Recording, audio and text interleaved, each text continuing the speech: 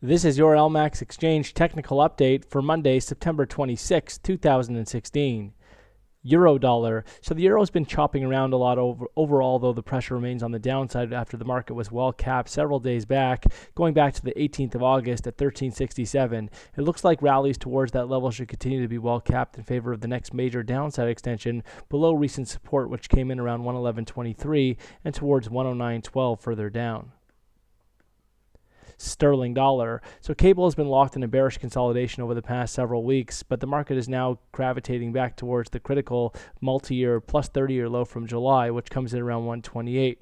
A break below that level could expose fresh downside into the 120 to 125 area. At this point, it would take a break back above 35.33 to compromise the downtrend.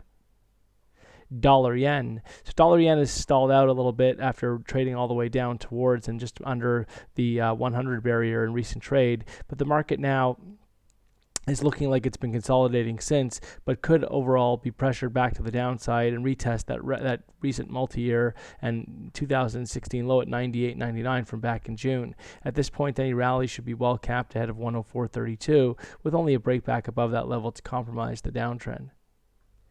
Euro Swiss. So Euro Swiss has been comfortable trading back into the middle of the range that it's been defining trade over the past several weeks, roughly between 108 and 110. A break on either side is going to be required for a structural shift, and until then, expect more range trade with dips towards 108 supported and rallies towards 110 while capped. Aussie dollar. So Aussie looks like it wants to put in another lower top after stalling out again ahead of 77.58, and the market could be poised for a fresh downside extension back towards key support, which comes in at 74.21. That's the low going back to the 27th of July.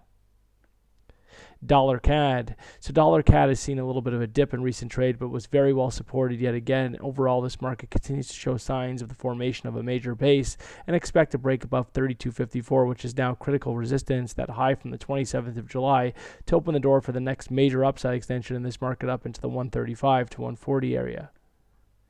Kiwi dollar. So Kiwi has broken down in recent trade and continues to show signs of topping out since recently putting in a 2016 high at 74.86, just ahead of those psychological barriers at 75. Look for a close below 72.04 to strengthen the bearish outlook and accelerate declines towards next key medium-term support at 69.52. SPX 500. So the S&P 500 has seen a nice little jump since dropping all the way down to 2108, but if the market can stall out again ahead of that record high, we could see a fresh downside extension back below 2108, exposing the 1990 multi-month low, which comes in back in June.